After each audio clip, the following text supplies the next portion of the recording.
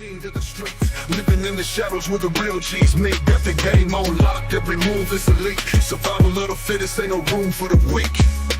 East side legend with a west side grind. Hustle in my veins, got the city on my mind. Ain't no love lost in this world so cold. Got a heart full of gold, but my soul been sold. Posted at the corner store, cash in hand.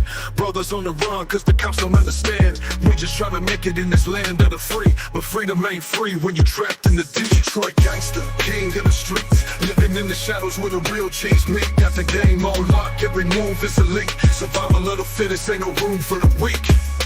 Respect the hustle, recognize the game. From the Motor City where we don't play the same. Life in the fast lane, chasing that fame. But in the end, it's about the family name. Stacking paper high like the towers we see. Built from the ground up, legacy of the D. Blood, sweat, and tears in the streets we roam. But in the end, it's about the family name. Stacking paper high like the towers we see. Built from the ground up, legacy of the D. Blood, sweat, and tears in the streets we roam. But in the end, it's about the family name. Never back down, always stand tall in the face of adversity. I'll never fall, live by the code, respect and loyalty. In the city of hustlers, that's the royalty. Detroit gangster, king of the streets, living in the shadows where the real G's meet. Got the game on lock, every move is elite. Survival of the fittest, ain't no room for the weak. From the east to the west, we rise above. In the heart of Detroit, it's all about love. Ain't no city like mine, tough and gritty. Salute to my brothers who run this city. From the east to the west, we rise above. In the heart of Detroit, it's all about love. Ain't no city like mine, tough and gritty.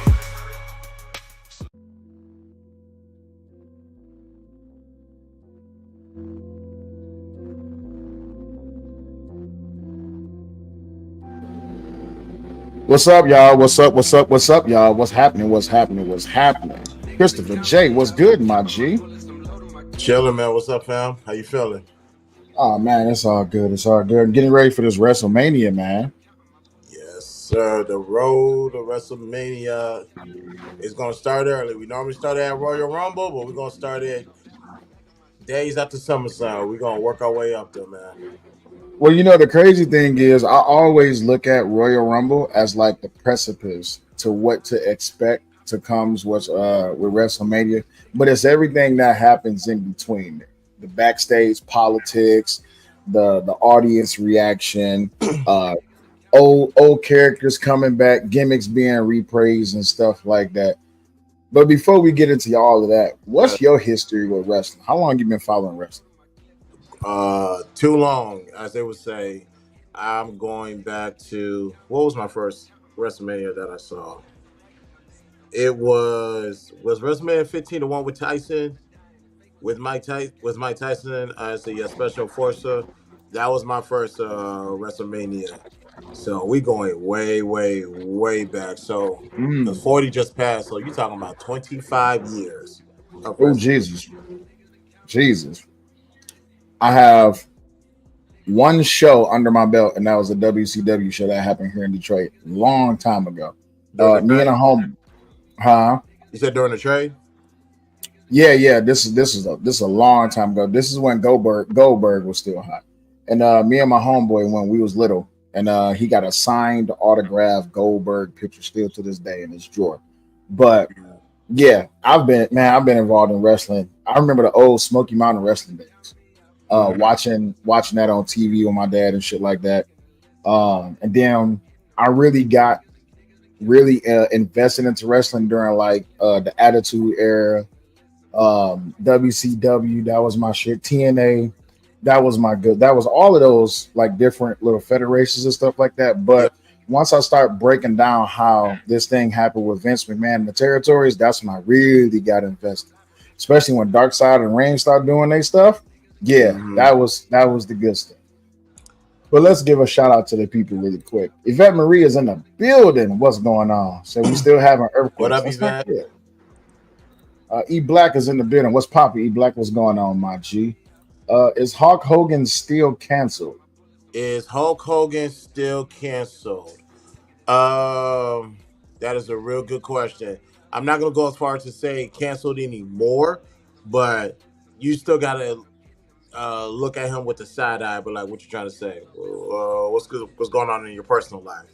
So he's not full fledged canceled, but you, as black people, we just gotta you gotta side eye him a little bit.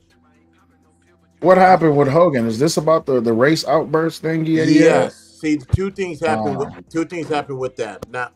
Now I'm aware of the DJ Who Kid interview with him, Lil Wayne, and that type of stuff. So I understand that.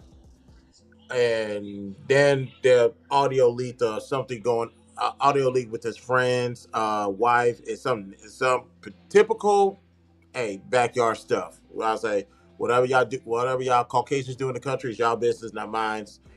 But that got leaked. He got kicked out of wrestling. He got removed from the Hall of Fame.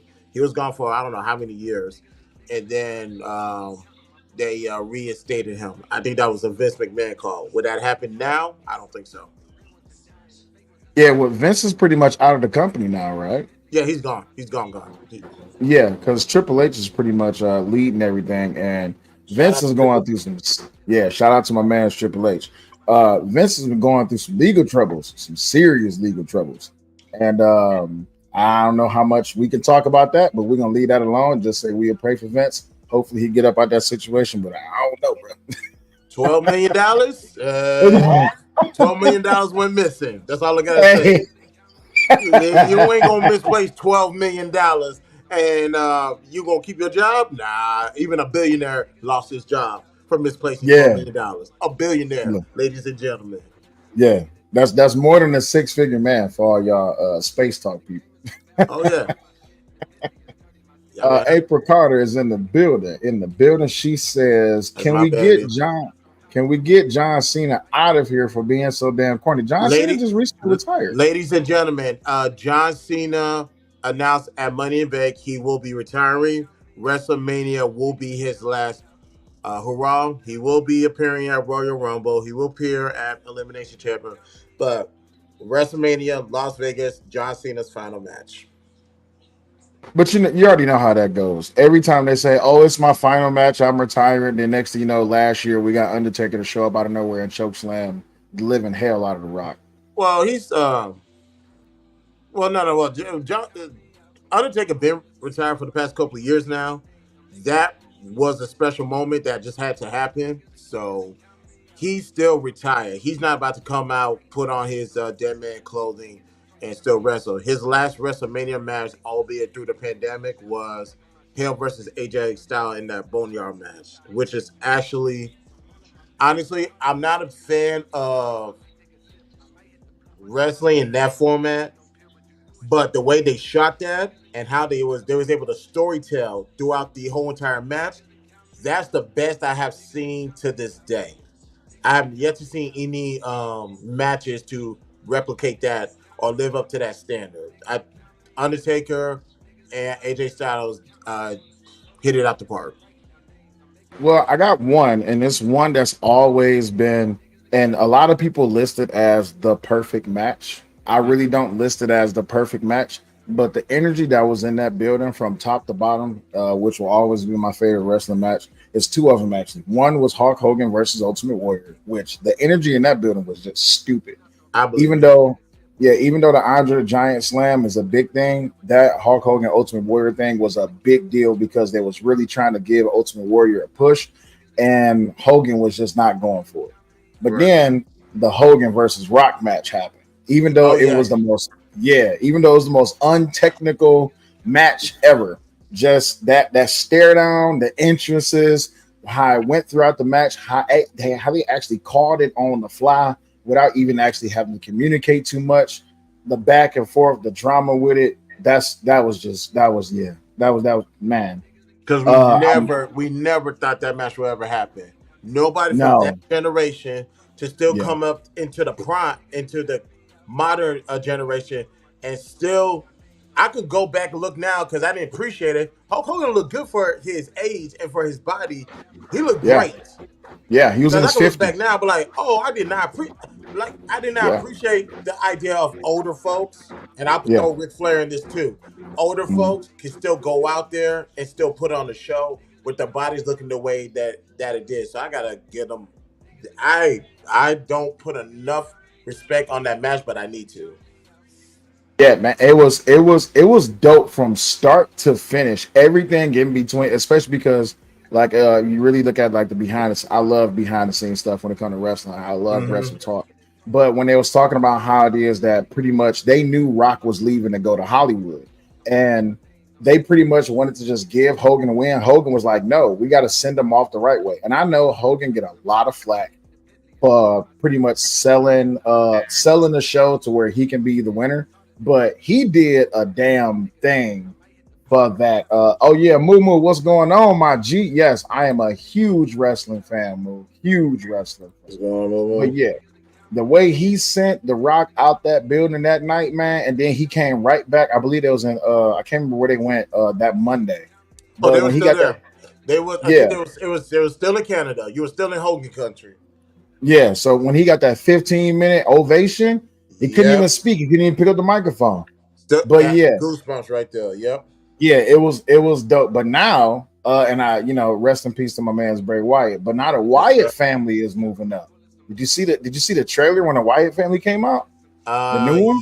Yes, I did not watch the match on Monday because they had their first match. I did not watch it yet. I stopped at the Damian Priest and the JD McDonough match, but I already know that the Brides they're goaded already. They can go wherever they want. Everybody's going to travel. If I'm happy for anybody, it's really Bo Dallas because I remember Bo Dallas from back in the day, man. Oh yeah, It was yeah, yeah, hard for yeah, him. It was hard for him.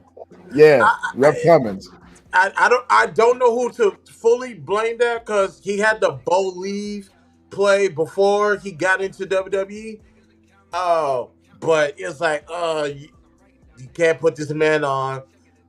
I remember there was those live in-house shows in Boston. He was doing a promo. The Rock came out, surprised everybody, and they had a moment in the ring. Obviously, ended with the rock bottom and the people's elbow, but Bo Dallas just couldn't go over. This Uncle Howdy character was going to send him over, and unfortunately, obviously, we would rather Bray here than on the other side. But this is the best thing to happen to Bo Dallas. Absolutely. Well, what's up, Nidus? April Carter OG, what's up? bring April Carter. April Carter, let me find out you a wrestling fan. Wrestling fan. She says Man, unpopular opinion. Unpopular opinion. They need to stop playing in CM Punk's face. Listen, I have my ups and downs when it comes to CM Punk. I like him. I really do like him. I want to like him even more. I just don't like him. hmm And yeah. and I guess that's that heel mentality. But when it comes down to just him, I just don't like him. I See, can't. I Good. I had a strong opinion about this because when he came back to AEW, I was cool. I was cool with that, and but unfortunately, he just started doing behind the scenes stuff, and of course, that obviously led him to being fired from AEW. And I was like, "Hey, it is what it is." Then when he returned at Survivor Series last year, now don't get it. Hold on, let me take this phone call real quick, man. Go ahead. Do your thing. Do your thing. But I'm glad that you did bring up AEW. It's some heavy hitters over there at AEW, and I hate that really a lot of people refer to AEW as like the graveyard of WWE long forgottens. But you got some heavy hitter over there. You got Swerve Strickland over there. Swerve is doing amazing fucking things over in AEW. He's the AEW World Champion right now. He's been there for 109 days. He defeated Samoa Joe at Dynasty. He's doing a damn good job as the world champion right now. Then you got Jack Perry. Jack Perry, he's doing amazing things over there. Hey, what's going on, Angel? What's going on? What's going on? All right. Then you got MJF. All right, cool. But yeah, you brought up AEW. Really surprised me when Okada came out. When Okada came out for AEW, I was like, "What the fuck is he doing over here?" Mm-hmm. But with NJPW, see this how far my Yeah, New wrestling Japan history goes back. Wrestling, right? Oh yeah, oh yeah. Be- Matter. Cage Chaos, what's happening? Go ahead. Now that I think Hmm. about it, because I never understood New Japan Wrestling. I understand AEW New Japan Wrestling that was going to happen, but now that I think about it, That's probably why WWE got a contract with TNA because of that. And I was like, not because you just said it. I was like, that's why they did it. It makes sense now. Yeah. Okay, nice chess move. I'm Mhm. not mad at it. Yeah, they're still trying to corner the market, but I get it though. Like I think like what was that called? The Bullet Club, the Bullet Club guys. Mhm. Those guys, I really like the movement that they was doing, and it kind of fits. Like when I look at the Bullet Club guys, it reminds me of how fighters in like different professional mixed martial arts venues, how they say like I should be able to go anywhere. That's really what Francis Ngannou was pushing right now. I should be able to fight anywhere. I can't Right. just be a one-dimensional fighter. So you should be able to go to different clubs, go to AEW, go to Hmm. WWE, go to Ring of Honor, all this, that, and the other. But I understand Vince it's didn't want that. trademark. Exactly. That's why the territories thing happened. Yeah. Right.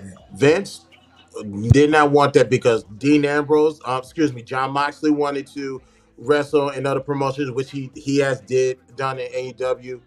Shinsuke Nakamura hasn't been seen on WWE for a while because he's wrestling in other territories.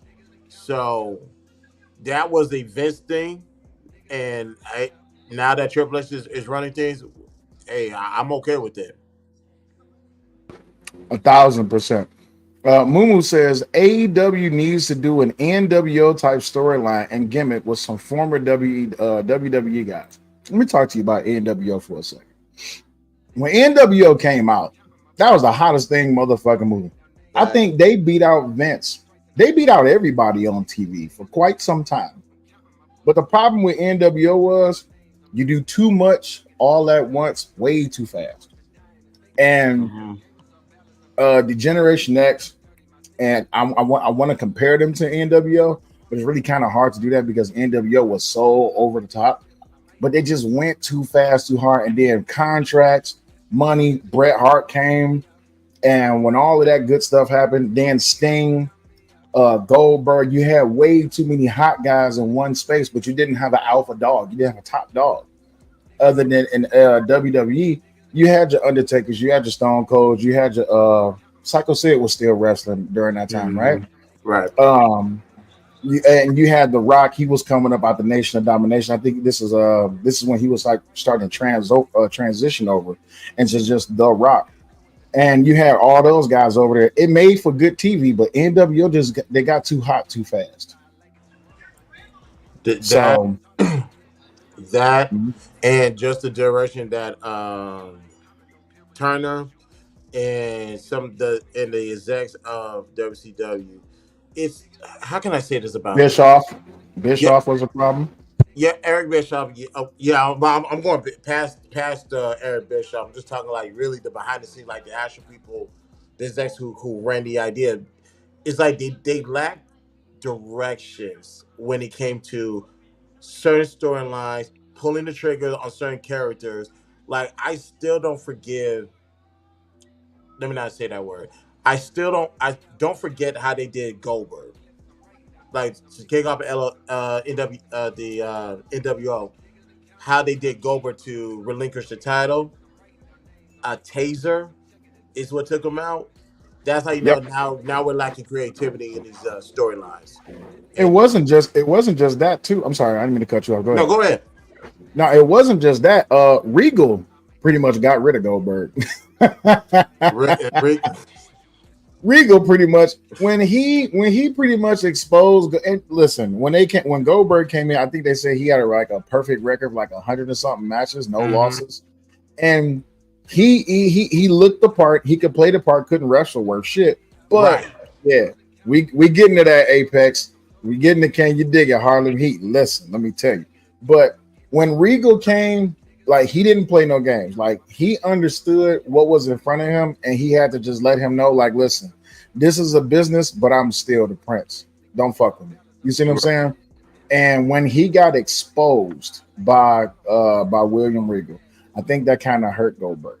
And not only did it Mhm. hurt Goldberg, it hurt the business because they pushed Goldberg so hard, but then he had a failed opportunity when he came over to WWE. Don't get me wrong, making him the Universal Champion, beating Brock Lesnar. They wrestled twice, right? twice. One, Yeah. WrestleMania 20 and Survivor Series.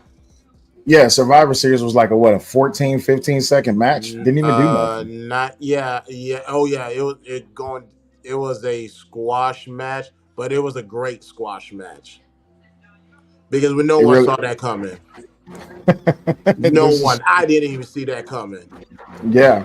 Now with the current WrestleMania storyline, and then we're gonna get into the content that we're gonna react to.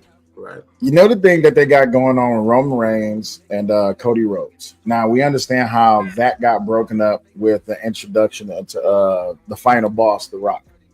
And me personally, I felt like, and I understood why. I understood the storyline. I feel like they fucked Cody Rhodes over. That's just me. And then Cody finally got his win. When Cody finally got his win, it's like, all right, cool. But then I had to understand what's the mentality, what's the mindset behind this.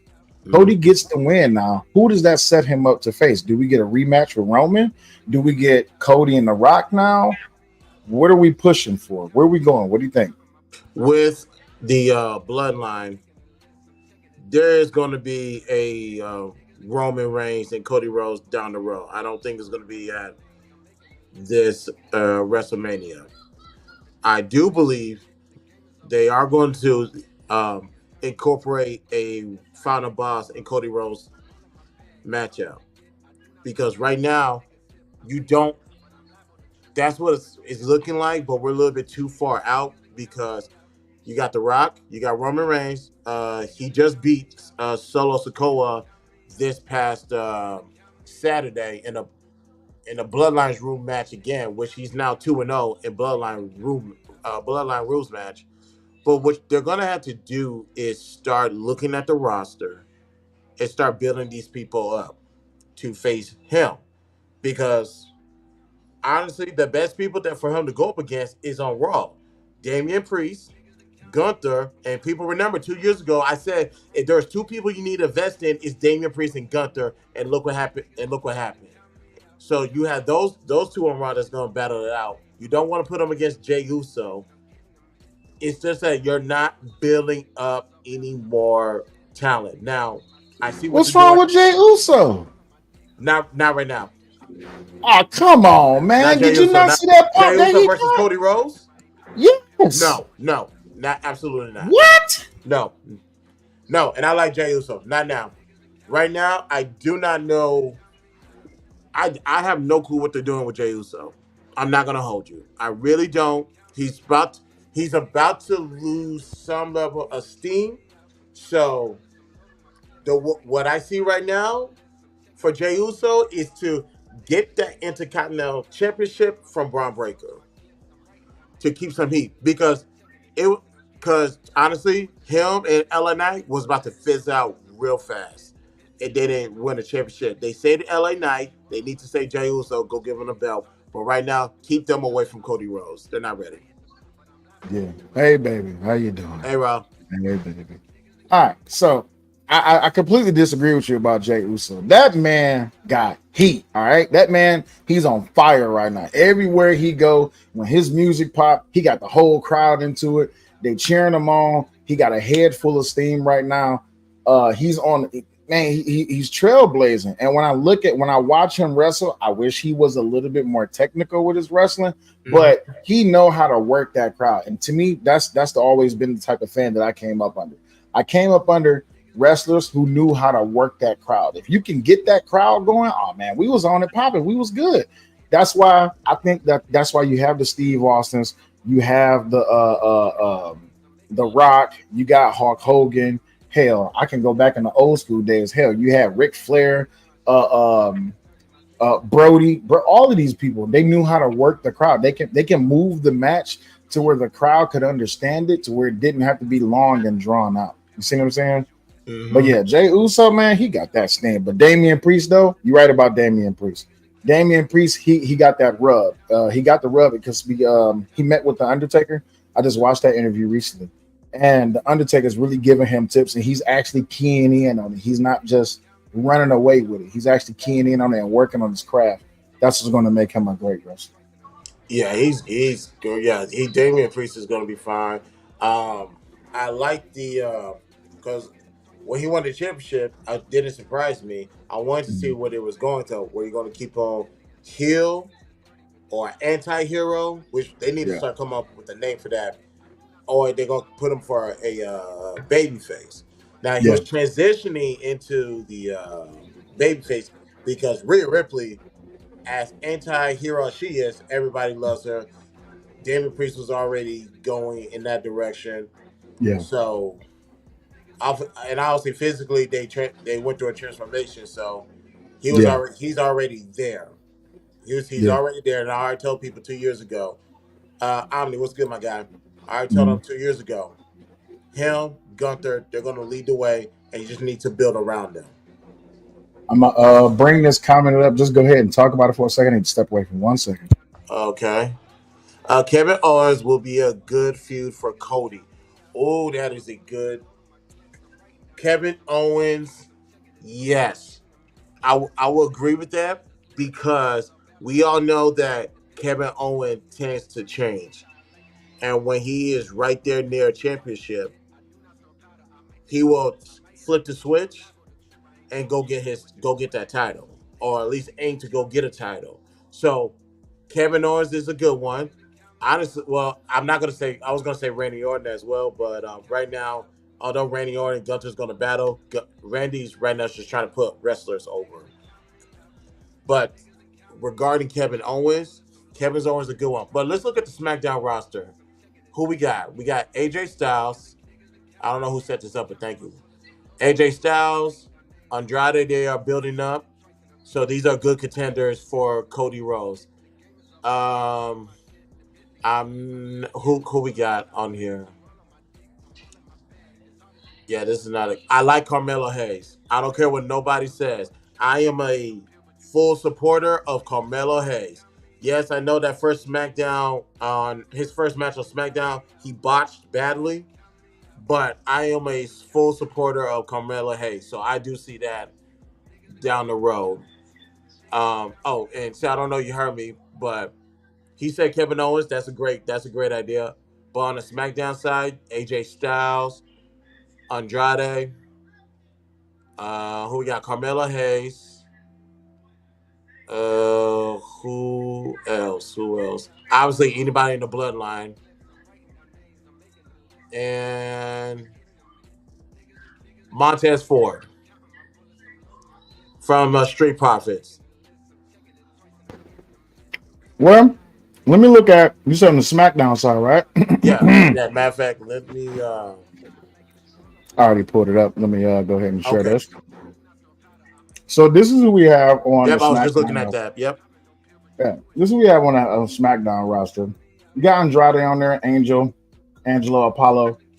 I feel some type of way about Apollo. Kevin Owens, there he is, that guy right there. Yep. Randy Orton, that's my guy. Listen, he's a staple right now. He's holding it down for the old guard. Randy Owens, I'm not saying I don't see him getting no push no time soon, but yeah, Randy Owens is doing his thing. You know who I also like over here? Grayson Waller. I like Grayson Waller. He does some pretty good work. Wish they gave him a little bit more of a push, but I understand the position that he's in. Jade Cargill, she came from AEW, right? Yep. Jade was putting in work, but you know what? I noticed that it's a lot of female wrestlers that's coming up in these days, just like Bianca Blair. Bianca Blair doing work. Yeah, They're that's partners right now, right? That's going to headline WrestleMania. You Whenever think they so? decide, whenever they decide to split and put them against each other, that is going to be a headliner for WrestleMania. Because keep in mind, she already headlined WrestleMania with Sasha Banks. Yeah. So she's not shy to it. It's there. It's gonna happen. If it doesn't happen in Las Vegas, it will happen whenever they go to Minnesota.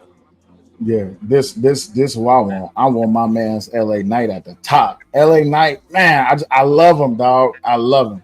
He's trailblazing. I love what he's doing. A lot of people saying that he's copying The Rock and everybody else, man. He doing his I thing. don't Let that care. man Don't care. he's doing it. Goddamn it, he makes me love wrestling again.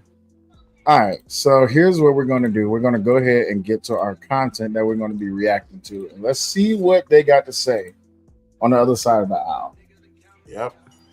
Our top story looks at WrestleMania 41 main events locked in. At top of today's news, has the WWE locked in its main events for next year's Showcase to the Immortals? While fans have seen how much Triple H likes to book storylines in advance, is the game looking that far ahead? Fans have already heard rumors of Cody Rhodes versus The Rock headlining WrestleMania 41 and Roman Reigns versus Solo Sikoa. Now Dave Meltzer's weighing in on things, as he recently told on the Wrestling Observer Radio that the two top matches of WrestleMania 41 are probably Roman Reigns and Solo Sikoa and The Rock and Cody Rhodes. That's been known since WrestleMania 40, since the day after WrestleMania. They're booking way ahead as far as the key stuff. As always, a card is subject to change, but based on what fans have seen, the WWE knows which two matches it wants to main event nights 1 and 2 of Mania. Injuries and any other unexpected situations notwithstanding, the WWE has two ginormous main events lined up for the fans. Next up is Brian. So, really quick, and I've always asked this question as another wrestling fan. Let me ask you, why The Rock and Cody Rhodes? What is there to prove? There is a storyline there brewing. Number one, anything with The Rock coming back to wrestling is a plus. Now, the Yeah. reason why, because if people watch the documentary, that was very much true. That the fans, they was planning for The Rock and Roman Reigns main event WrestleMania. Matter of fact, it was supposed to happen at WrestleMania 39 in Hollywood, but because of The Rock's schedule, it couldn't happen. It was not going to happen. So they said, let's push it for next year's WrestleMania. Now, with that, the fans told them what they want. If this was Vince McMahon, yeah, we probably would have got that WrestleMania. We'd have to force it on us. But the fans say, nah, we want Cody Rhodes to run that back. And Rock said, you know what? There's an opportunity here. Let's go ahead and turn me heel. And I never knew I needed a Rock heel turn this bad. This was some great work. They changed that. They changed everything. Now he went back to wearing his Versace shirts. They changed up to his intro music, and it's like we want to hate him, but we can't. We just can't Because he's The Rock. because he's actually good at what he's doing. So Yeah. because of that build-up and because of that beatdown in Chicago, Yeah. it's like it has to happen. It's going to happen. You had everything stacked in your favor, and the night after WrestleMania, Rock gave Cody something. He said we will cross paths again. Yeah. So yeah, they're building up for a year out for them to headline WrestleMania next year in Vegas. Yeah. Listen, I love The Rock, right? The Rock is my guy. The last time I seen Rock really go out his way to do some shit to pull it like a heel move is those motherfucking chair shots to come on now. Mankind. Those chair shots to Mankind. That was the good old wrestling days. I think it was like 18 chair shots in total. That was a heel move. After that, he pretty much was the people's champ. We all know him as the people's champ. But when he came back as a heel, as the final boss, oh yeah. Final boss. Good God Almighty. That's if they call back a third time, I might have to answer. But when he came back as the heel final boss Rock, and I could tell that they was going a new direction because wrestling has been pretty PG these last 5-10 years, something like that. Yeah. When he started cussing, I'm like, oh shit, we got something going on here. Then he went back to his old antics of pulling out the guitar, singing in the ring, talking shit. I'm just like, oh yeah, this the good old days of racing. I just wish it went more in that direction. Like I said, I still came up on that attitude era. I miss the good old days of cussing the motherfucker out. But they're back right now. And now that Raw, SmackDown is going to USA Network, and I don't know how many, sometime next month, and obviously NXT is going to CW, but Raw is going to Netflix for the next 5-10 years. I don't remember how long the deal is. Yeah, the Rock said that.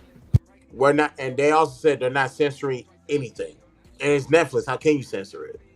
So they're back. They're back into the Attitude Era now. I didn't know they went that way. They always heard rumblings about it, but when Seth Rollins and what is homeboy's name? I was just Matt Riddle when they cut that promo, and I was like, okay, it's a little shot. Yeah, you talked about Becky Lynch being a man of the family. All right, that's kind of like then when they said, all right, cameras off, and Seth brought up his family and has like, homeboy, then pretty much like, you got a divorce, your wife took your kids and left you. I was like, oh, okay, that's It got real. It got I was like, real. yeah, it got real because I was like, okay, that was a little. That's they done that every now and then. He said, and homeboy said, no, I'm not gonna beat you. I'm gonna f you up. I was like, Oh oh, yeah. are we back Oh yeah. It got now? real. Oh Oh, we back now. I was like, all right, here we go. This is what I'm talking about. We back now. yeah. And Hmm. this is where you got to give AEW credit. They had to push that limit. So Yeah. WWE can obviously catch up. Granted, Vince McMahon wasn't changing for nobody. You had to move him out the way. And now it's like, all right, now we here. Yeah. But you know who I wish they would bring back? Bring back John Moxley. Damn, I miss John Moxley in WWE. Yeah, man. Yeah, when he went over to New Japan, I can't remember the name he was using over in New Japan, but that was a damn good run that he had in New Japan. Then when he went to AEW, that brutal style of wrestling that he has right now, I love it. Bring him back. I mean, or even, and I know a lot of people don't really like to talk about the Invasion, which is WCW and WWE, or was that's WWE and was that what was the other ECW. one? ECW. Give us something, like give us something to look forward to. Give us some fat to chew on. You know what I mean? John Moxley, I miss him over there. Who else?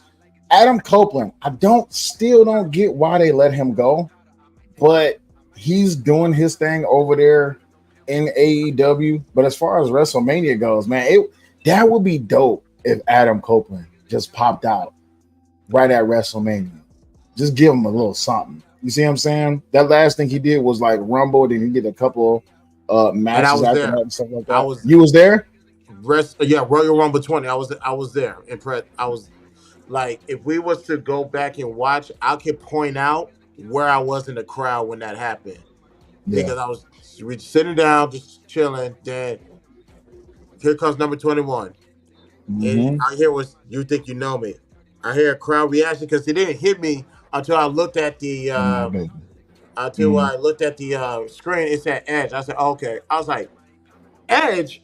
I got on my seat. I see him. I was like goosebumps, and I was Yeah. behind. I was behind the entrance on where they came.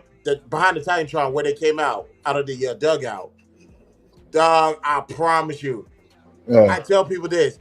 You had grown men and women crying in tears. I BS you not. You had them crying in tears. It was, I forgot how many times. It was a new attendance record for Minute Maid Park. But they're chilling. And of course, when he did this, we all did this, and the pyro let out. Yeah, I was like, it was lit, baby. It was lit. This was lit, man. Watch him. That was a good film, man. Yeah. Oh shit. Kid Invasion. Give me a second. It's all good. No, it's all good. I'm telling you guys, you owe it to yourself. Whoever can hear me, if you haven't already, you owe it to yourself to go to at least one wrestling show. I prefer the live televised ones. Obviously, myself, I went to 2 pay-per-views and I went to 2 obviously televised shows. My first one that I went to was WrestleMania 25 in Reliance Stadium, now NRG. That was a great night. Only thing I wish they did was switch the main events. They should have had Triple H and Randy Orton, then the triple threat match with Edge, Big Show, and John Cena. That's probably the only thing I would have changed on that main event card. The next night I went to Monday Night Raw, and that's when Batista returned. That was a great feeling right there. The next event I went to was SmackDown, and this was before WrestleMania 27. remember it was the main event of that night was Edge and Christian versus the Core. I think two members of the Core, if I recall correctly. I could be wrong. And also they did a dark match, a 505 tag team match. Big John Cena was there. Matter of fact, I still might have that video private on my YouTube side, and I may just bring it up. I may just show you guys, but we'll see. And obviously, What's that? Royal Rumble 2020 was. Now, so no, I went to WrestleMania 25. I went to Monday Night Raw the day after WrestleMania, SmackDown before WrestleMania 27, and Royal Rumble 20. And all of this was in Houston, of course. Nice. All right, let's move on to the next segment that they have. Bryan Danielson considering a WWE return. Bryan Danielson. What? The GOAT? Daniel Mr. Bryan? Yes? Yes, the Yes guy. Okay. This is Really? This is news to me. Okay, let's. Okay. Bryan Danielson's AEW contract has expired, which means he can wrestle anywhere he wants, which could mean he could return to WWE at any time. However, Danielson recently revealed that he'd only return under certain circumstances. Mike Rogers. Daniel Bryan in going back to the WWE. I mean, I would like to know what these conditions are, because they're gonna have to do. My only issue is business with him. Huh? I said they're gonna have to do some hellified business with him. He left under a little bit of scrutiny, didn't he? Scrutiny? Not to my knowledge. Obviously, when wrestlers leave the company, we will want them to leave in good standing as far as the storyline goes. As far as behind the scenes, I don't know how that went. All I know is Vince McMahon was running things. And if a lot of people wanted to leave because of Vince McMahon, it's like, I see that my storyline's not going anywhere. Yeah. I totally understand. But why did he leave? I could just chalk it up like, you've been in one place for so long, and there's opportunities out there. Like, let me go experience. Let me go get some. Build on my resume and go to AEW, go to New Japan Wrestling, go to Ring of Honor, go to TNA, go to all these places. Like, go make a name for yourself. Like Dolph Ziggler should not have been in WWE for so long. If you guys only give him a couple of titles to go with it, like I like that he's the TNA world champion now, well deserved. Yeah, but they could have did something more with him. Dolph Ziggler, he was known for great all around wrestler, and I know I like to say technical and all around. Still, the top of the top will always be Chris Benoit, of course, despite his tragedies. Eddie Guerrero was another one, but yeah, Dolph Ziggler, great guy all the way around. I don't understand why they didn't give him the push. I don't know if there was some behind the scenes politicking that was going on, but you can tell who's going to be the top guy by their run throughout the year, and usually by Royal Rumble, you know what's really going on, what's going into wrestling. I could probably answer that, Nick. Let me see Let me see. How tall is he? Okay, 218 pounds. That might be a no-no. What is his height? Yeah, because Vince always loved the big muscular guys. Yeah, 6 feet. Yeah, that's not. Yeah, that wasn't. Yeah, he ain't going nowhere. And that sucks. That's probably, like you just said, like a lot of people left because of Vince, because it's just like, if you didn't fit the criteria, you really wasn't getting that much of a push. So guys had to go other places to really get that push they was looking for. And just like Happy Life just said, he said Triple H never liked the Dolph. Why is that though? Why didn't Triple H like him? I didn't hear any stories about that. I never heard any stories regarding that. Happy, drop us some comments. Let us know what's going on with that. Let's get back to this. However, Danielson recently revealed that he'd only return under certain circumstances. During an appearance on Gorilla Position YouTube show, Bryan explained, "I would never say never, but it would have to be in a situation where I felt going back would benefit the industry. For example, if in 10 years something drastically changed with their creative process and AEW had completely taken over, making it a one-sided business, then I might consider it. But I love where I am now. I'm also not under contract, so realistically, I just want to be free. As for the Hall of Fame ring or other accolades, I have no interest in those. None whatsoever. Danielson also explained why he left the WWE for AEW, not because he disliked the WWE, but because he wanted to participate in something he felt would help the industry overall. There are a lot of people, and I think I'm one of those people, who prefer the style in AEW that's more wrestling focused as opposed to the drama focused style. I like that there's an alternative. One of the things I really wanted was to participate in something that improves the wrestling industry for everyone involved. I believe that having AEW as an option is much better for all of us. What do you guys think of Bryan Danielson's reasons for coming to AEW and staying there? Next up, Shane McMahon versus Bryan. I get that. When it comes down to the business, those that's in the business who love the business for what it is, and I like listening to like the old guys talk about it. The business is what matters the most because the business comes first. If you're only thinking about yourself, and this is why Hulk Hogan gets a lot of fucking heat because a lot of people is legendarily known for saying, what's his name? Terry only cares about himself. And if it wasn't really for Terry, he's not doing it. One of the main things that I really pisses me off about Hogan is that thing that he did to Undertaker about the botched neck with the tombstone. That and amongst other things that he did with other people. But when it comes down to the business, you hear guys like I was just listening to Taker talk about how he was in Las Vegas getting ready for like just for some leisure time.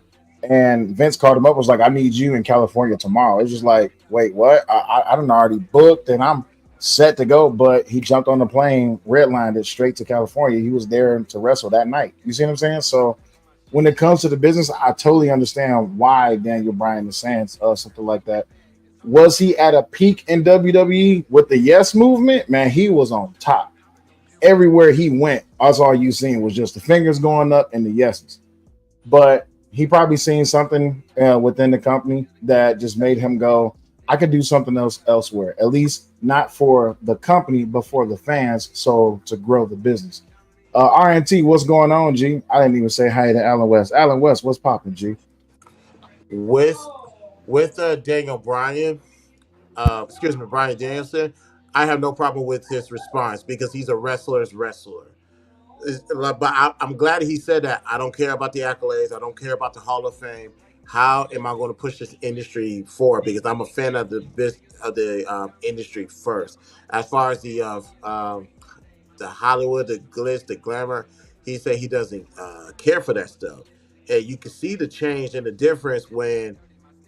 Not to say he was all glamorified for WWE, but from what he did to where he's at now, it's like he's in love with the business. He's in love with, if we're going to push wrestling, this is how we're going to do it. I don't care if I'm the champion or not. You can give that championship to whoever. I will set that person up to take it if it's going to push the industry forward. So it's like your underground rapper who want to go mainstream. He's like, I don't need that mainstream stuff. I'm good in my local city. Like, I'm good in Houston, or I'm good in Texas, or your case, you're good in Detroit, or I'm good in Michigan. I don't need to go to Breakfast Club or TRL 106 or whatever these top 100 stuff. Like, I'm good right here because I love this craft, right? I love this mode. So I totally get when Bryan says that. I totally get it. Yeah, you brought up underground rappers. I wouldn't really consider them underground, but I would just consider them off mainstream. One of my favorites will always be Tech Nine. Tech Nine, like, man, fuck mainstream. I'm straight. I stay here and make my records and do damn good. You look at Chance the Rapper. You look at somebody who was mainstream. You look at Lupe. Lupe was stepped away from mainstream. Was like, I just want to make my type of music the way I want to. You look at Andre. Even though he steps, like he tiptoes back into mainstream every now and then, but now he's doing things with, I think, flutes and stuff like that, but he's still making good music. People are doing what they want to do, right? Yeah, and to Bryan Danielson's thing, hey, if this is what you want to do, and the Hall of Fame and accolade is not what you're shooting for, shit, go grow the business. That's what matters the most. The business comes first. If yourself is first, then you're not doing nothing for the business. That's a fact. All right, what we got next? Shane McMahon. He's still doing shit. Yeah, this is. I'm aware that he took a meeting with Tony Khan.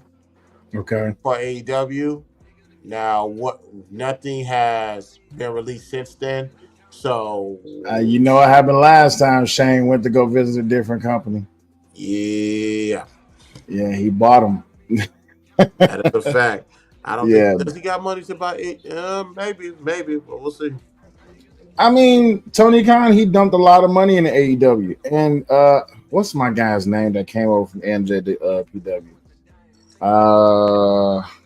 Long hair kid. I can't What is remember it? his name. Long hair kid. He had a lot of matches with Okada. He had a match with Chris Jericho too. Uh, Jesus. Adam Damn good Hangman wrestler. Page. Nah, not him. No, I know who you talking about. Oh, I can't believe I forgot his name. Shit. See, Uh, nah. Yes, Kenny Omega. yeah, That's my Kenny. There you go. There you motherfucker. go. Kenny Omega. Kenny Omega was and still is my guy to this day. If you seen how that man wrestled, the shoot style wrestling over there in NJPW, that hard stop, man. I didn't know who he was until I think it was the Tokyo Dome. It was him versus Chris Jericho. That they did. I was Yeah, like, oh, okay. I yeah. like this guy. I like this guy. I've been following Kenny Omega for a while, man. He went over there when he first went over there. He went over there with the goal, and he went over there with the passion, but he went over there with the goal to learn everything that he could about the business. And did he boom over there? He boomed over there in NJPW. Then when he came over to AEW, he pretty much moved it up even higher than what it was. I don't know why he left. It was very weird how he won the title and just left up out the door. I don't know where he went after that. But another one that I like, which this is like a really a personal thing of mine, but this guy right here, Keith Lee. Keith Lee. Yep. What the hell happened with Keith Lee? Why they didn't keep him in WWE? They wanted. Oh my God, Vince. Oh my God. Why you say it like that? I don't understand what it. See, Vince. I don't know what Vince has something against NXT. Oh, he has something against NXT. Now there are some wrestlers where if he sees something in you, Mhm. utilize you. Obviously, Daniel Bryan, Yeah, the Street Profits. Thank you God he didn't screw that up, but because he could have. he really could have. But see, Street Profits they their own thing. It's organically them. So you could have screwed that up. But Mhm. who did he botch? He botched not Damon Priest. What's the homeboy's name? Karrion Cross. Okay. I hated what he did to Karrion Cross. Absolutely hated it. Yeah. Because from what he was wearing at NXT originally, then he got home dressed up like a gladiator, porn star type of outfit. And his first match, he lost to Jeff Hardy. Yeah. It's like he will literally go out his way and just to botch or set up NXT wrestlers and cut them from the Yeah. company. Which is Yeah. why it didn't shock me when Adam Cole did not Mhm. renew his contract. He's like, oh no, I see what you did to the AEW Mhm. stars. You ain't about to do that Yeah. to me. I'm leaving here. Yeah. I'm not Yeah. touching this main roster. And he would have Look, done Brock. great in the main roster. Man, Brock Lesnar versus Keith Lee could have been a thing. Hell, Keith Lee versus I call Braun him Milk Dud. Strowman. Braun Strowman, that could have been good.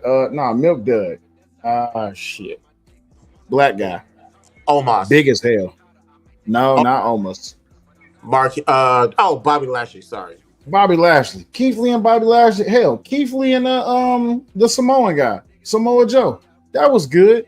Y'all didn't look at any reference. I mean, but hell, do I really need to talk about the Perk Angle days back in TNA? Perk Angle. Hey, those Perk Angle videos on YouTube, if you never had a chance to go look up Perk Angle, Perk Angle was the shit, baby. That motherfucking moonsault off the top of the cage. Mhm. Man, come on, man. Yeah, Perk Kurt Angle Angle. was that guy, man. But he could not have botched Keith Lee so bad. Like, of Yeah. course, we saw him at that Survivor Series where it was NXT versus Raw versus SmackDown. Held his own. Did him and what's homeboy's name that he had a rival with in NXT. Uh, um, Cool. I forget how he said that his tagline was "Feast Your Eyes." Those two were throwing haymakers, doing cruiserweight moves, and these are big boys. He brought that to the main roster when they went up against Raw and SmackDown. Then he held his own at Royal Rumble against Brock Lesnar. Donovan Dijak. Donovan Dijak, yes. Donovan Dijak. Okay. Held his own against Brock Lesnar at Royal Mhm. Rumble and with Braun Strowman, but both of them got eliminated by Brock. Yeah. But they could have did something with him. They made him go through a rebrand. Call him the Bearcat Keith Lee. They screwed that up, and he was out the company. Typical. I All was right, let's typical get back fans. Let's get back to Shane. Don't tell me Shane is going to buy fucking AEW. This would be some bullshit. Danielson. Shane McMahon's recent meeting with AEW President Tony Khan still has fans talking about whether it means Shane O'Mac will become all elite. If so, could fans also see Shane O'Mac working with Bryan Danielson? During his interview with Gorilla Position, Danielson said, "I'm open to working with anybody. I don't have beef with anybody, so yeah, 100%. The two had a memorable match at WrestleMania 34 when they teamed up to defeat Sami Zayn and Kevin Owens. The American Dragon was also asked whether he knew anything about the meeting between the two. 1, if I knew, I would not tell you. 2, I don't know. It was interesting because..." Well, yeah, because I'm not. Just hate ads. This is wrestling. Don't let the what you see on TV fool you. There is real life consequences if I spill the beans anywhere. Yeah, it's legit. You've seen it happen multiple times. Run your mouth. Next thing you know, you out. It's over. Or there are some cases where you like some business dealings, like some gangster shit.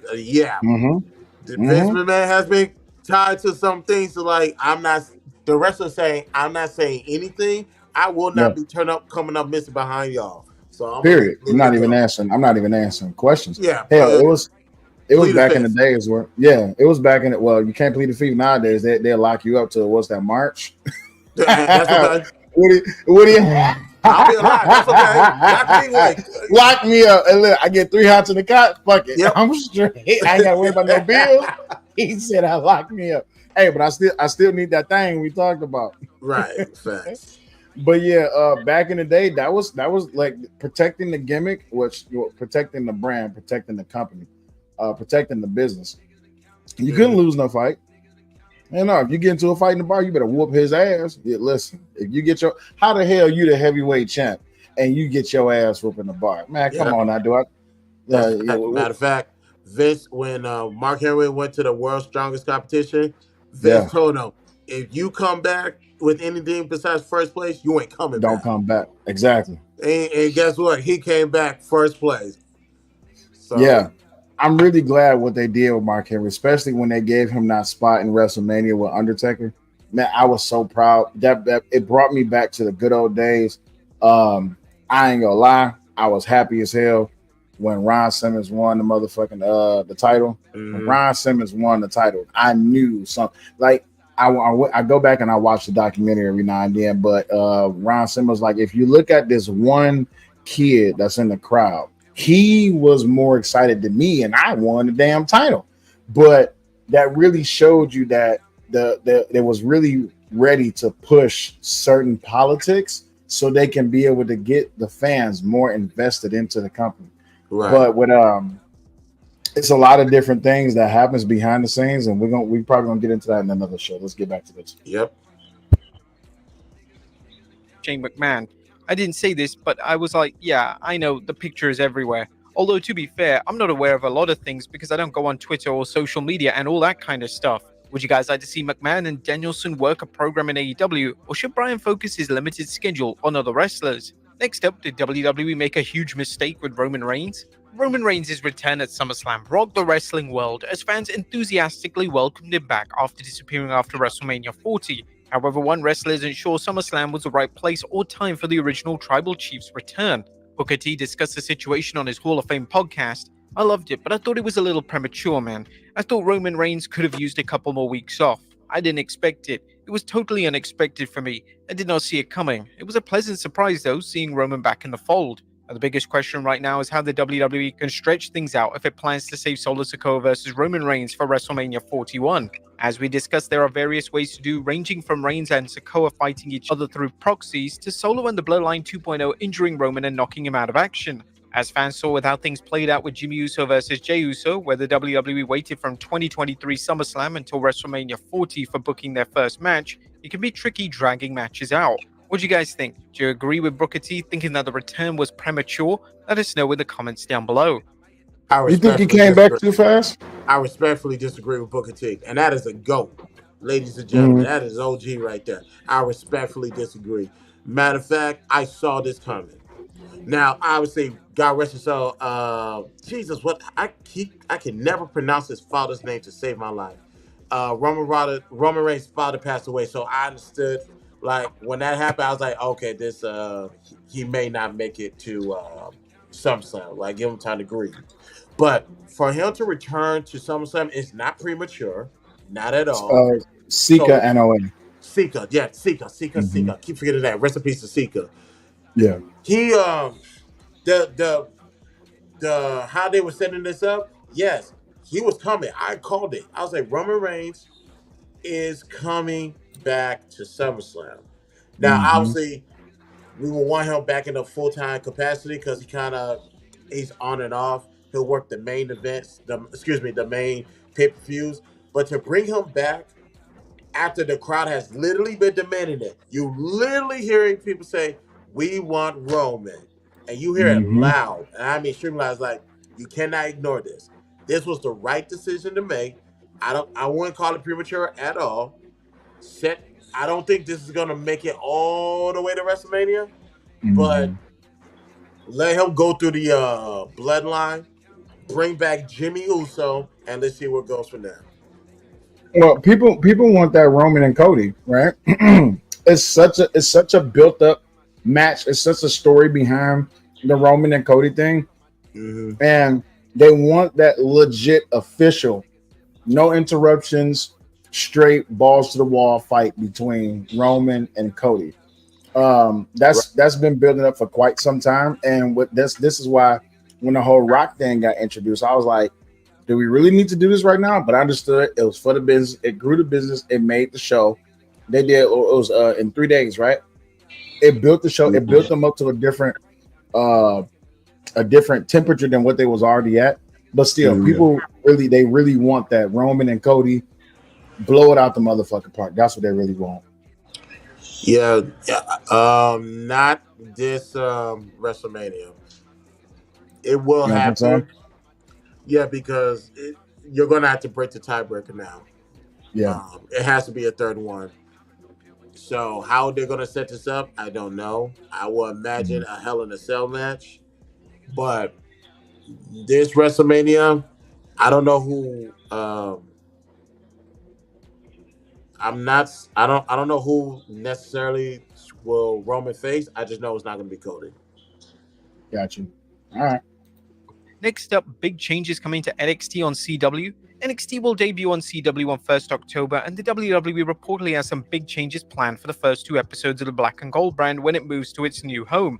As you might expect, the WWE is making sure the premiere episode is a must-see one, and it's already announced that CM Punk will appear on the first episode, while Randy Orton will appear on the second. But that's just the beginning, though, as Wrestling News reports that the 1st October NXT will be held at Chicago's Allstate Arena, while the 8th October episode will take place at St. Louis Enterprise Center. Does this mean that NXT will begin touring once it starts airing on CW? Well, not according to Meltzer, who recently commented that these 2 shows take place on the road. Does not mean it will become a major arena show every week. Meltzer said that the WWE still plans to run NXT in Orlando at the Performance Center, but will run at arenas when they deem it makes sense to do so. Now in the WWE, cents refers to dollars and cents. The company will likely jump on running NXT shows in arena if it believes that there's enough demand to justify the cost of touring, including travel and renting arenas. A regular touring schedule could help NXT's young talent by making them more aware of the rigors of the road. These two shows could be a test run for the WWE to run more NXT episodes from the arenas. As long as the WWE doesn't hurt the demand for its major TV shows, don't be surprised to see more NXT episodes from outside the Performance Center. Next up, I'll tell you this much. Putting wrestlers on the road is what makes them better wrestlers, right? And you listen to all of the road stories. I'm talking about the historic, legendary road stories. Those stories made those matches. Even though we now hearing about those stories, but those stories really pushed how those matches went, especially when it came to how those two wrestlers interacted with each other. Like, you can hate each other, love each other, but when it comes to that business, when it comes to that ring, we got a job to do. Now, one guy, he might stiff up on a guy, might land a potato or two. You never know, but you know that receipt gonna be hellified. But that's the thing, though. Putting the wrestlers on the road, that's what helps them grow. Putting them on flights, putting them in all this, that, and the other helicopter. I get the Hollywood feel. But that road, that grunge work, that really getting your boots on the ground and having to go through those struggles. And I'm not saying that it won't be worth it, because it will, but everybody should go through that road work. That's just my opinion. Honestly, I used to think when it comes to them going from like show to show, it will be like flights, and I'm thinking like, how much does all this cost? Then I realized they're just like everybody else, like me or whatever. If I need to get somewhere, all right, let me go to Avis, let me go to Enterprise, let me go ahead and rent a car, and let's go ahead and head to the next city. Soon as we done wrestling, go take a shower, rest up, we're on the road again. So it's now some of them like Cody Rhodes, who has his own actual bus, own tour bus. Yeah, you make enough money. Yeah, you go ahead and get your own tour bus and find a driver, which is that's where the annoying payment is gonna come in. But yeah, get on the road and get on the grind. Now, as far as this, what they're talking about, I'm glad they're not gonna go to arena round. I really am, because I like that small crowd energy. Because this goes to what Brian Danielson was talking about, the lights, the Hollywood and stuff. Like, there's nothing wrong with performing in front of 10,000, 60,000, or WrestleMania 32, which is 108,000. Nothing wrong with that. But it's something when you're in a intimate setting like NXT, where there might be maybe 200, maybe 300 people, and now you're going to have to it's just between, it's your skill sets, it's your storytelling, and now the crowd. You got your crowd right here. They're gonna tell you how it is. Don't worry about what's going on social media. Entertain the crowd, because they're gonna tell you if you suck or not. This is the consumer that you gotta pay attention to. So I'm glad they're just the first 2 weeks. Yeah, go to Chicago, go to, I think they said St. Louis, which makes sense because that's Randy Orton's hometown.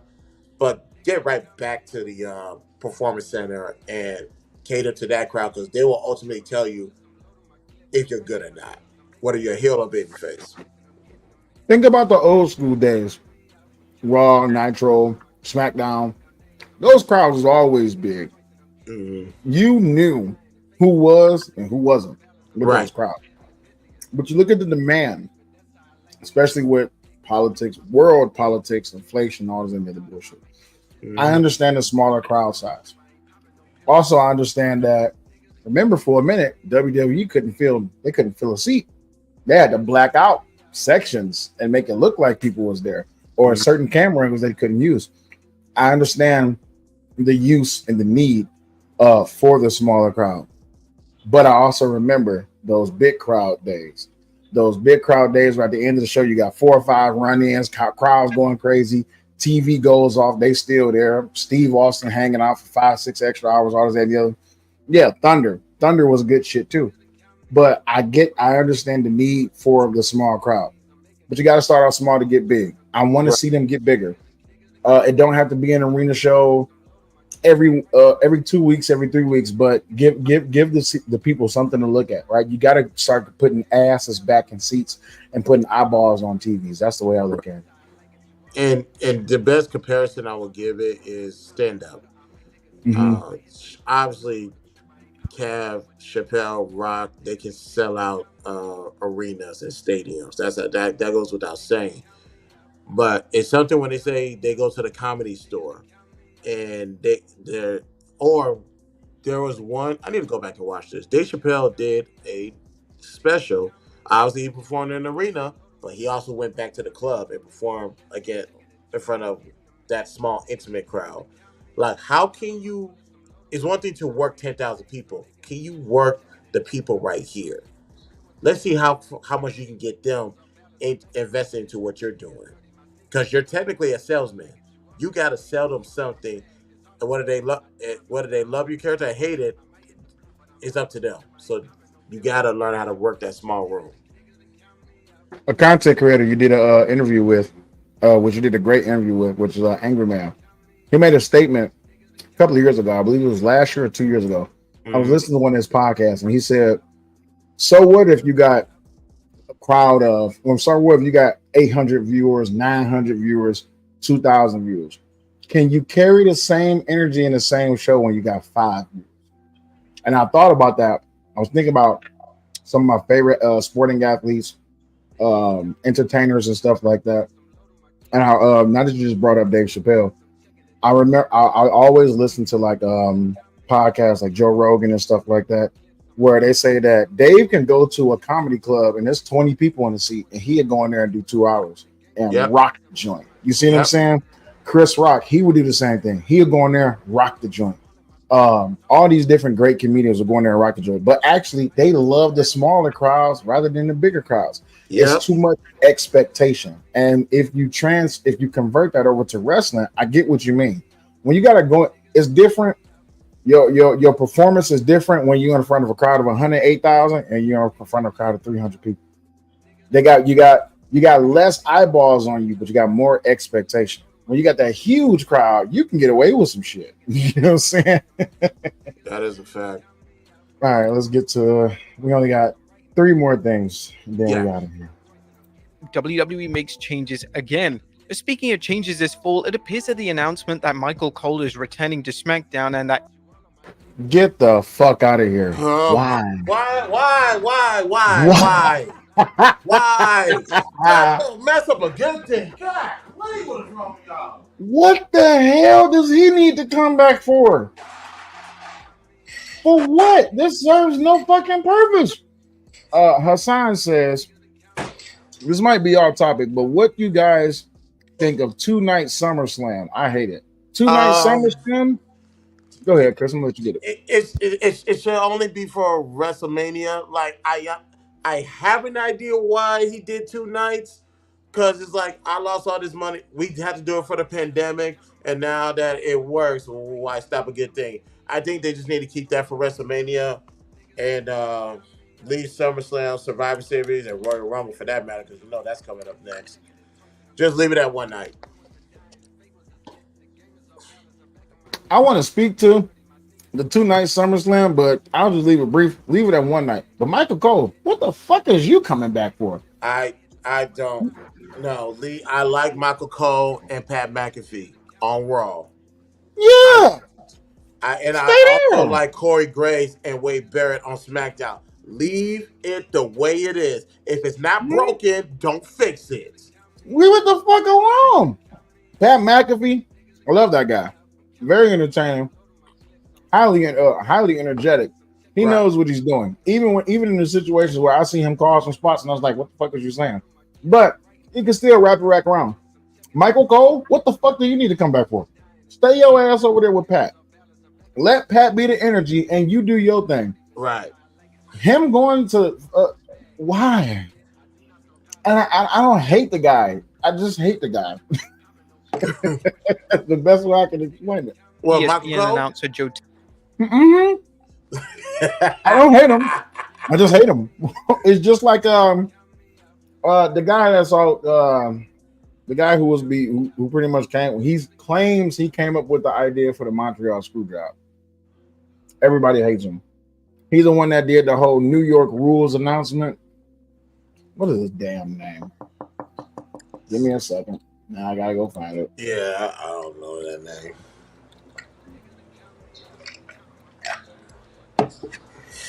Yeah, that idiot, Vince Russo. I don't hate Vince Russo, but I could fucking hate Vince Russo. He just gets on my last goddamn nerve. No one likes Vince Russo. Fucking idiot. I can't stand Vince Russo. It's all right. Tessitore will handle commentary on Raw actually has a big asterisk next to it. Dave Meltzer. Well, it appears that the announcement that Michael Cole is returning to SmackDown and that ESPN announcer Joe Tessitore will handle commentary on Raw actually has a big asterisk next to it. Dave Meltzer reports that while the switch will happen with the 2nd September edition of Raw. Why? No. Keep your ass at ESPN. Okay, I understand ESPN is going through some changes. You gotta get rid of the old, put in the new. Because keep in mind, Jonathan Coachman, before he went to ESPN, obviously wrestling, went to ESPN, did his thing, and they went through a change and kind of went out. And Jonathan Coachman is doing his own thing. However, I do not want anybody from that level. I'm okay with the bullshit. Yeah, I don't want to transitioning into wrestling. No, you're supposed to be transitioning into ESPN. Jonathan Coachman went to ESPN. I forgot what homegirl name is because she does the women's first take show podcast. She started off of wrestling. You use WWE to project you or propel you to other opportunities. You don't then go back. Go to FS1 or something like that. I appreciate the when he does narratives. Well, he'll narrate a promo. I'm okay with that. To actually be an announcer, stop it. What are we doing here?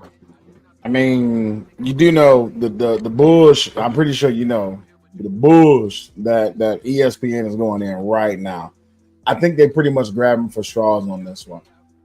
They need somebody to make a move, and with how it is that they are in deep hot water right now, and the full bull crap that they in, ESPN is in they in a lot of trouble. And don't get me wrong, I disagree with you on the Fox Sports one thing. Isn't that where Skip ain't Skip leaving sometime soon?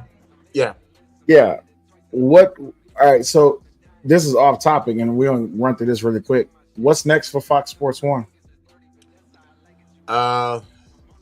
Because if Skip leaves, who do you got next? Do you bring Shannon back? No, Shannon already renewed a deal with ESPN, so he's not going anywhere.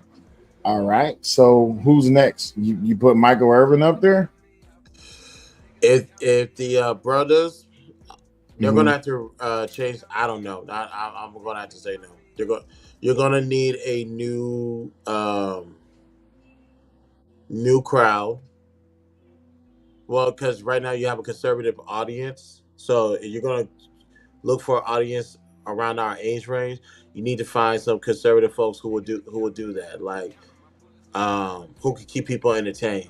I don't know any athletes who are doing that because they're for the most part liberal, and can get a. Well, Ryan's still at. Where's Ryan at? Ryan Clark. He's still at ESPN. Yeah, he's still at ESPN. Yeah, I would say those guys from the other podcast, but not the Pivot podcast. The ones where they came from. I Am Athlete. I would say those guys, but they can stay where they at. Yeah, they're right now. The only thing that keeps the lights on Fox is NFL Sunday. Max Kellerman. All right, let me tell you something about Max Kellerman. Max Kellerman got fucked. I'm gonna tell you why Max Kellerman got fucked. Yeah, he got fucked by receding hairline. Yeah, I can't stand receding hairline. What he did at that UFC event pissed me off, and it made me hate him. because there's no reason in the world for him to be doing any commentary on any mixed martial arts if he don't know absolutely nothing about it. I get it; Stick they to need boxing. it. Yeah, stick Stick to to boxing, but like don't like mixed martial arts. That's a different ball game. You have to actually know the basis of what mixed martial arts is before you could just jump in and commentate on it. Right. Like who really wants to watch a fight when you reacting like a fan? And I'm not saying that you can't be a fan and commentate on it, but you got to have knowledge of the game. You can't just be, oh, he's throwing a kick at his head. It's called a roundhouse.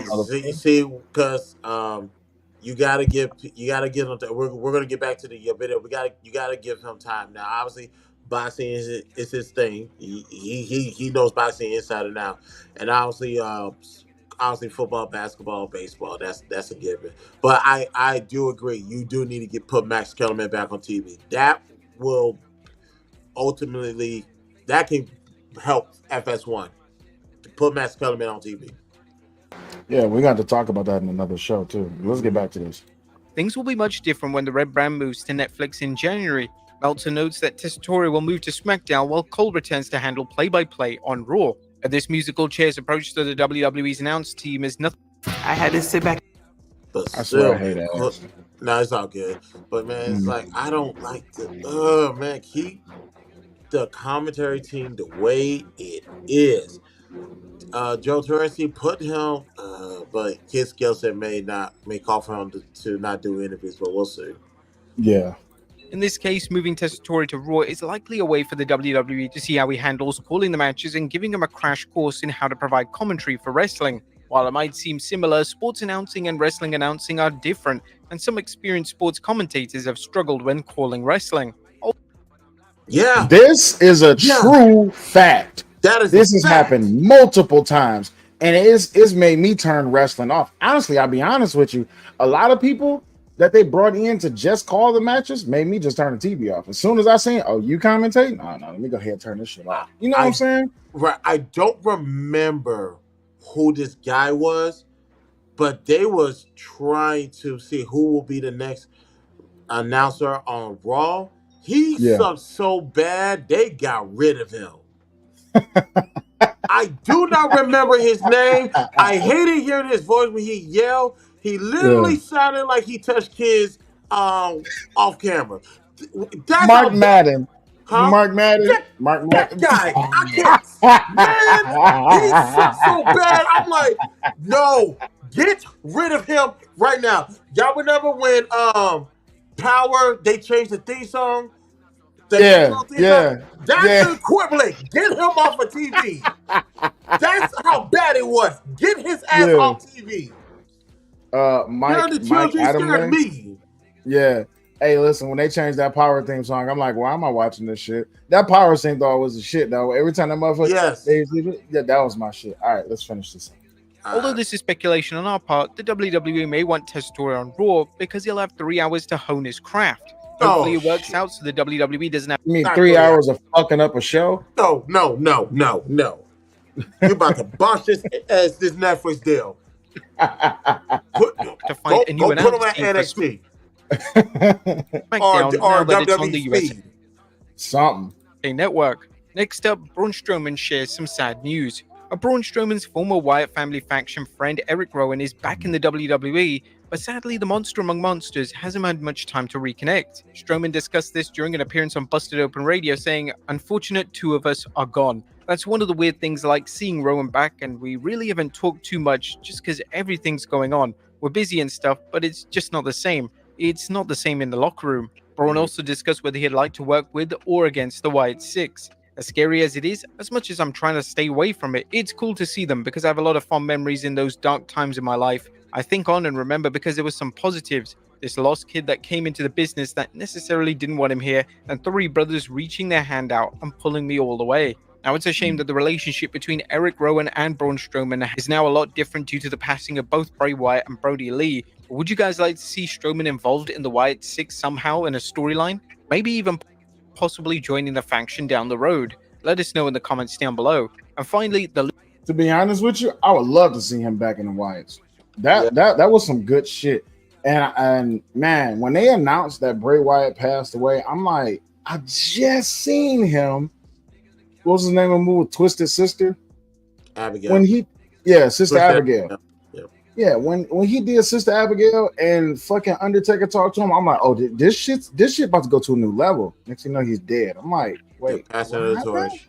Yeah, because I remember that day. It was a Wednesday. It was a Yeah. Wednesday because Yeah. I was just so happy scrolling on IG.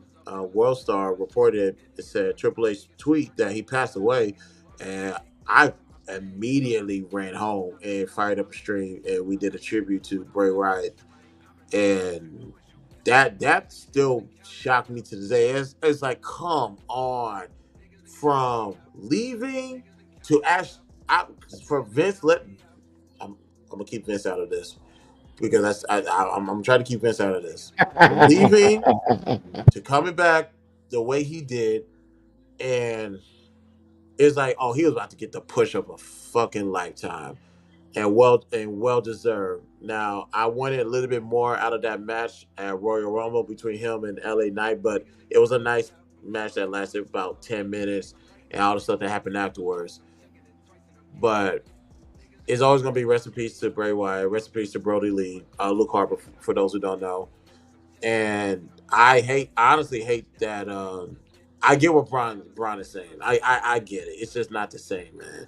So he just like stay away. And to be honest, we don't know if he's gotten over the grieving process. I don't think so. Yeah, it kind of reminds me of who went first. Was it Chris or Eddie? Which one went first? Eddie went first. Eddie went first. It kind of reminds me, yeah, because I remember Chris was crying like a motherfucker Yep. on that Titantron, but it kind of sets the stage. That locker room means everything. Did you hear the story about how Miz was telling how he pretty much got put out the locker room and he had to pretty much work his way back in? Yep. He had to ask Undertaker. That locker room feeling, for those of you who play sports, that locker room is everything. And trust me, it's a lot of building, it's a lot of crazy shit that happens in that locker room. But being outside that locker room, I remember the good old days when I was boxing. Excuse me, and I was getting ready and being in that locker room, changing to my gear, warming up, all that good shit. Imagine, go ahead, do your thing. But yeah, imagine not being able to bond with the people who you do business with in that locker room, being outside that locker room, and you know it's all type of fucking chicanery going on inside that locker room. But that's where the bonds is built. That's where matches are made. You look at a great match between shit. Come on. Slim Jim guy. Shit. I'll remember his name in a second. Damn it. Snap it to a Slim Jim. Hold on.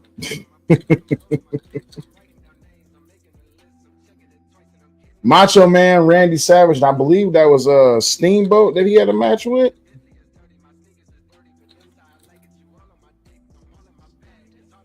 Yes. One of the most perfect matches from start to finish. Ricky Steamboat, Macho Man Randy Savage. Macho Man had that match in his head down to the breathing. That's how good that match was. But imagine not being able to be in that locker room to actually have those moments to where the jokes can be played, the gimmicks can be built, deals can be made. Hell, some matches even got changed on the fly in that locker room. You look at a match like Ron Simmons and what was they called? The APA. APA. How I ain't gonna lie, they brutalized the hell out of them boys, but they made that call on the fly in the locker room. Like, man, they want us to job for these motherfuckers. It ain't about to happen. You about to get your ass whooped. Yeah, Macho and Steamboat. Man, that was a match. You gotta go back and watch that match one of these days. All right, let's finish this up. Lucha Brothers ready for WWE. Who? Lucha Brothers for WWE. Last but not least, the rumors concerning what's next for the Lucha Brothers after their AEW deal expires continues to build. While nothing has been confirmed, Rey Fenix and Penta El Zero, aka the Lucha Brothers, could leave AEW. Russell Purist recently reported According to multiple AEW sources, the Lucha Brothers are expected to leave AEW when their contract expires this year. Some sources speculated they were heading to WWE, some claimed it was a formality. They were originally planned for an AEW World Trios title match at Wembley, but plans have now changed. And now Figure 4 Online's Brian Alvarez is reporting it's believed that the Lucha Brothers are WWE bound. According to Alvarez, the belief in AEW is that Phoenix and El Zero will put pen to paper as soon as the AEW deal expires. Now, there are plenty of fantastic matchups available should the Lucha Brothers head to the WWE. Would you guys like to see them sign? Let us know in the comments down. I'll tell you one thing. I always like watching lucha matches. Those guys, those high flyers, those acrobatic motherfuckers, the Lucha Brothers, not Lucha Brothers, but those luchadors, they be putting on some matches. Oh my motherfucking god! If you've never watched a lucha match before, go watch it. That's I'm not gonna say wrestling in its purest form, but man, the passion that they were always at a luchador show was always fucking top level. I don't know too much about these two brothers, these two guys, but if they that damn good to where they can come into WWE and make some shit happen, shit, I'm all for it. Yeah, I would tell people go watch Lucha Underground. Yeah, Go watch Lucha Underground. That is your safe haven for lucha wrestling. And here's my thing, and I said this before. Number one, I'm looking at the rosters right now. You're gonna have to consider putting out another show. You got Raw, SmackDown, obviously NXT. You might need to put out another show. I'm not counting Speed, WWE Speed, because at least for NXT, you see your wrestlers every other week because that's how big the roster. Unless you're gonna do the same thing for Raw and SmackDown, but even then, you have already cultivated the audience to where there's some heavy hitters that they have to see every week. Unless you're gonna actually consider putting SmackDown into a 3-hour show, A, or B, with these matches, you guys can't do these 15, 20-minute matches. Like AEW, they will tell you this is a 10-minute time limit. Then after that, we got to go. So do they have the talent for that though? Who has the talent? Do they have the talent to do a 3-hour show On SmackDown? Mm-hmm. Yeah, because you can move some people around, A, and B, you always have those on NXT anyway. So they're here. Like honestly, they have the roster. I'm looking at it right now. Wait, so this is the SmackDown roster. Yeah, okay, yeah. They have the roster to put a 3-hour show because that's all. Why is Logan Paul on here? Yeah, he's a SmackDown guy. Yeah, he signed to SmackDown. Now I want to hate him. I want to hate him. Bad Bunny. I'll put it like this: Bad Bunny was my favorite celebrity wrestler because he can actually wrestle. I have to put Logan Paul number one. Objectively speaking, I have to put him number one over Ricochet. As far celebrity wrestler, Oh, okay, all right. Celebrity wrestlers, okay, yeah. Cool. Celebrity.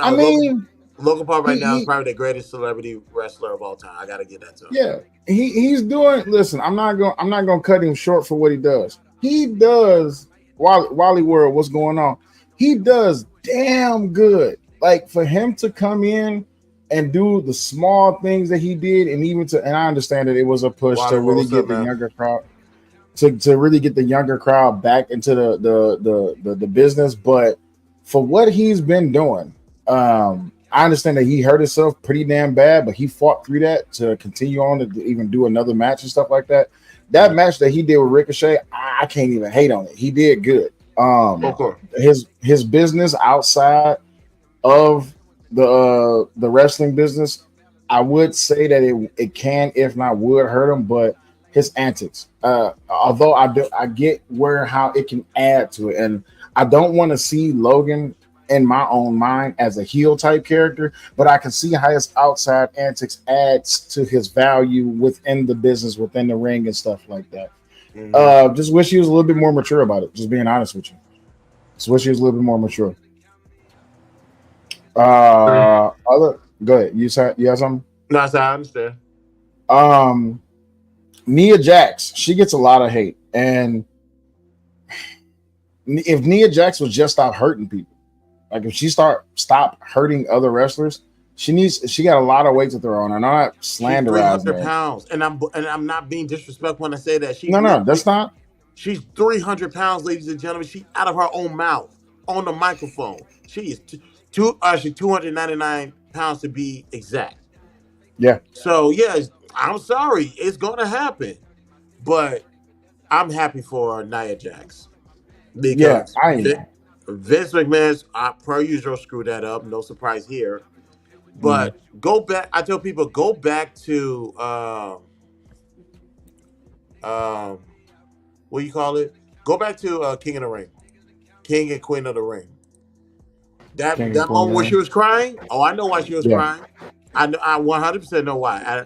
Because nope, she didn't get the push that she deserved. Now, granted, she was a champion one time around, Yeah. but this is a legitimate push that she finally got, and she's now Queen of the Ring, and now Mhm. she's the women's championship, women's Yeah. champion. 100% that needs to happen. Totally get Yeah. But who do you put up against Nia Jax though? Now, She let me see that gotta roster. have somebody she can fight fair.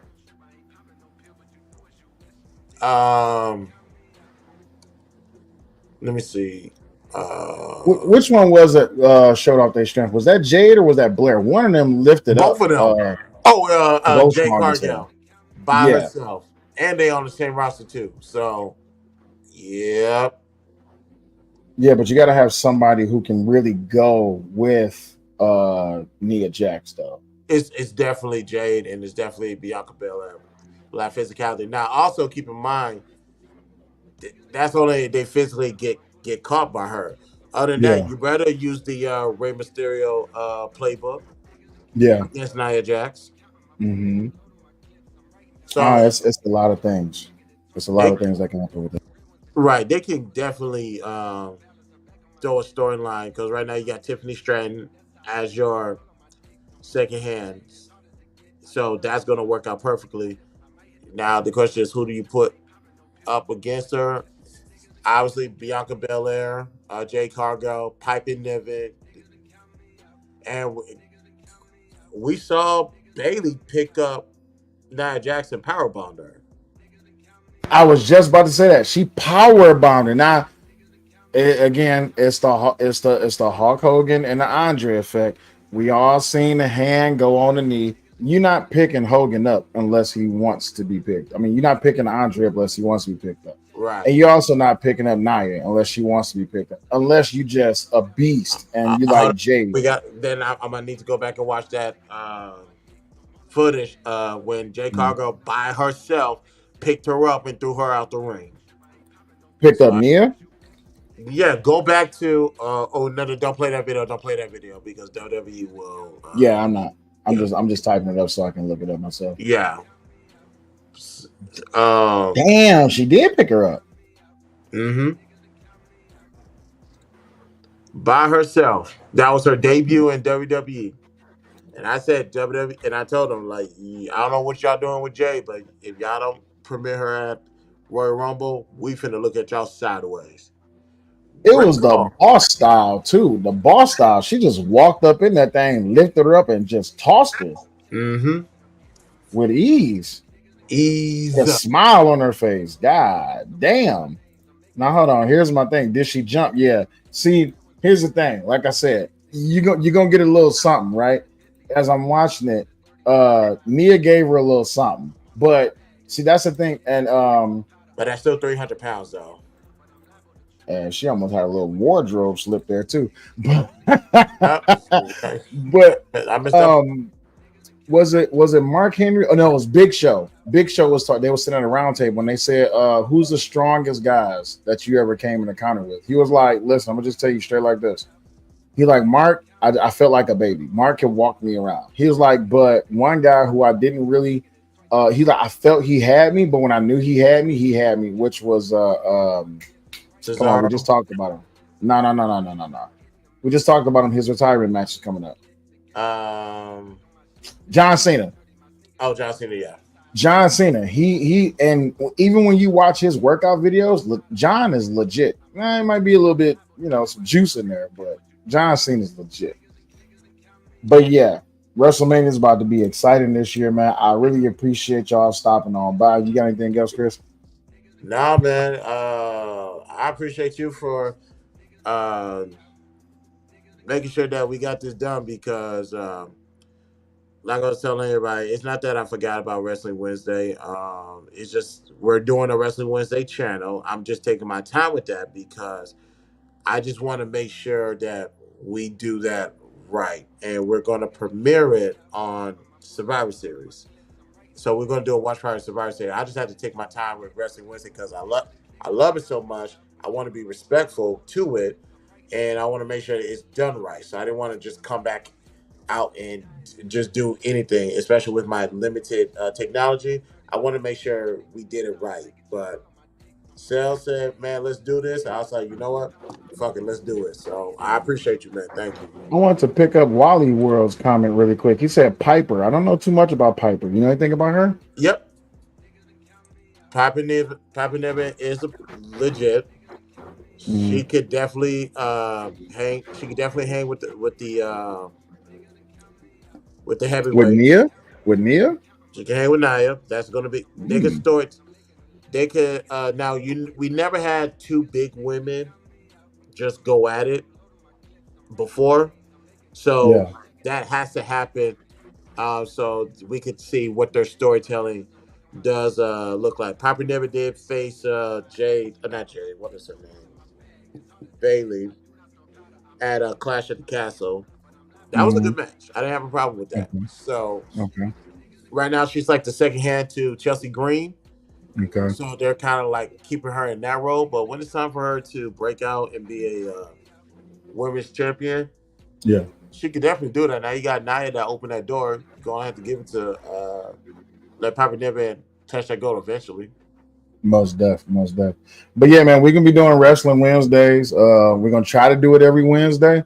But like Chris said, he really want to get this thing off the ground and run it. I got this feeling like it'll be Giant Nash and WCW. I mean, the Giant Nash thing in WCW, I wish it was more than what it was available, but Giant was young and Nash was already seasoned. You see what I'm saying? So, but you look at how Giant built his repertoire and how he built this experience up as he became a better Giant. If he was a not prime Giant, but if he was a better Giant when he faced Nash, oh man, that could have been a fucking story match. Oh, and you guys go watch the lumberjack match for the WWF heavyweight title. Was SmackDown, The Rock versus The Big Show. We're gonna have a conversation about Big Show being one of the greatest of all time as big man because as agile he was, I didn't see that back then. I see it now. I was like, he was moving like that. I was like, oh no, we need to put Big Show in the conversation. Yeah, you got to remember, Big Show was an athlete. I see it. Yeah, when I went back and watched that, I was like, oh.